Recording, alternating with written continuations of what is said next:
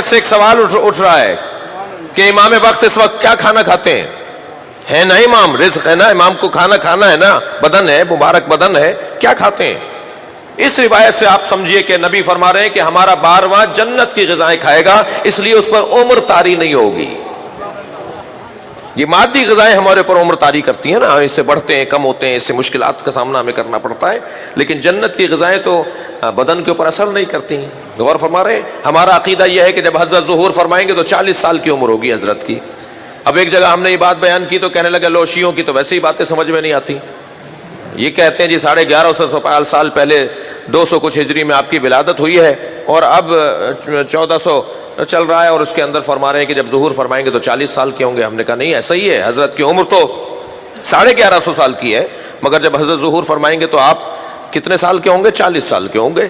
تو کہنے لگے یہی تو ہم کہہ رہے ہیں کہ 40 سال پہلے وہ دنیا میں آئیں گے، 40 سال کے بعد ان کا ظہور ہو جائے گا، تمہارا نظریہ غلط ہے۔ ہم نے کہا نہیں، ہمارا ہی نظریہ ٹھیک ہے۔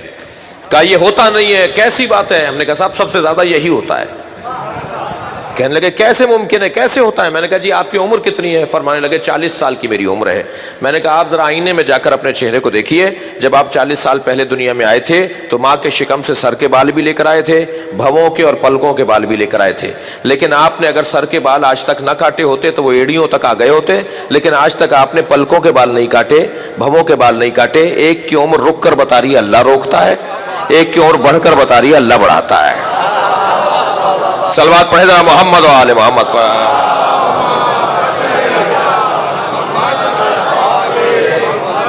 عزیزان گرامی، کیونکہ یأکل منہا ہذہ جفنۃ التی یأکل منہا القائم، ہمارا آخری، ہمارا قائم جنت کی غذائیں کھائے گا، اور وہ دنیا میں ہی اسی زمین پر ہی حضرت جو غذا لے رہے ہیں وہ جنت کی غذا لے رہے ہیں جو ان کے اوپر اثر نہیں کر رہی۔ دیکھیے بعض القاب ایسے ہیں، بات آئی ہے تو میں عرض کر رہا ہوں، بعض القاب ایسے ہیں جو بعض ائمہ سے مخصوص ہیں، ہم وہ لقب کسی اور دوسرے امام کو نہیں دے سکتے۔ مثلا امیر المومنین کا لقب مخصوص ہے مولا علی کے ساتھ، کسی اور امام کو اگر لقب سے پکارا جاتا تو وہ روک دیتے تھے کہ مجھے امیر المومنین نہیں کہو، امیر المومنین ہمارے مولا، ہمارے جد علی ہیں۔ اسی طرح صادق آل محمد لقب ہے امام جعفر صادق علیہ السلام کا۔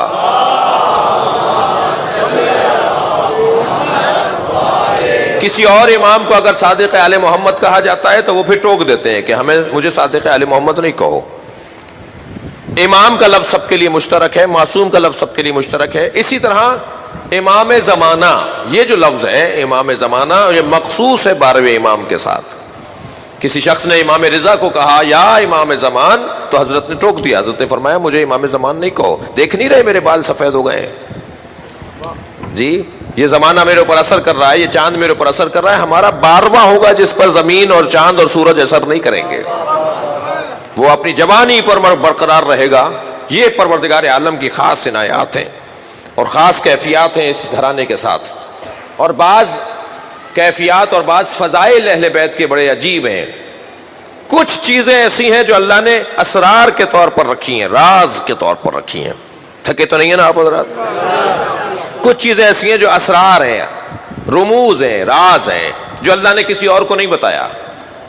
مثلا سب سے پہلی چیز اسم اعظم، یہ ہر ایک کو نہیں ملتا، یہ راز ہے، اسم اعظم۔ دوسری چیز قیامت کا علم، یہ ہر ایک کو نہیں پتا، یہ راز کی بات ہے۔ تیسری چیز عظمت فاطمہ زہرا،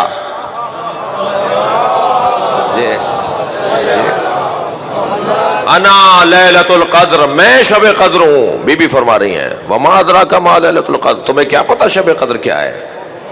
فرماتی ہیں انا لیلۃ القدر، میں ہی شب قدر ہوں۔ سیدہ کی عظمت ایک راز ہے، سرۃ اللہ فی العالمین، سیدہ عالمین میں اللہ کا راز ہے۔ چوتھا راز خود شب قدر، شب قدر کو نہیں پہچانتے کہ شب قدر کیا ہے۔ پانچواں راز ائمہ کی ولادت، ہمیں ائمہ کی ولادتوں کا حال نہیں پتا کہ کیسی ہوتی ہے۔ چند لمحوں پہلے مادر امام کو نہیں پتا ہوتا کہ میرے یہاں بچے کی ولادت ہونے والی ہے۔ آپ نے نہیں دیکھا امام وقت کی آمد کے سلسلے میں حضرت نرجس خاتون پر کوئی آثار نہیں تھے؟ حضرت حکیمہ خاتون کہتی ہیں امام عسکری سے کہ یہاں تو کوئی آثار حمل نہیں ہے۔ حضرت نے فرمایا یہ امر الہی ہے، اللہ بہتر جانتا ہے۔ چند لمحوں پہلے ایک مرتبہ آثار ظاہر ہوتے ہیں اور بچہ دنیا میں آ جاتا ہے، اور فرما رہے ہیں یہ اللہ کے رازوں میں سے راز ہے۔ یہ طے ہے کہ ائمہ عصمت و طہارت کے نہ حیات طیبہ ہماری طرح ہیں، نہ ان کی ولادتیں ہماری طرح ہیں، نہ ان کی رحلتیں ہماری طرح ہیں. غور فرما رہے ہیں آپ حضرات؟ لیکن عزیزان گرامی، ان تمام رازوں کے اندر جو ایک مشترکہ چیز ہے وہ ہے عظمت اہل بیت.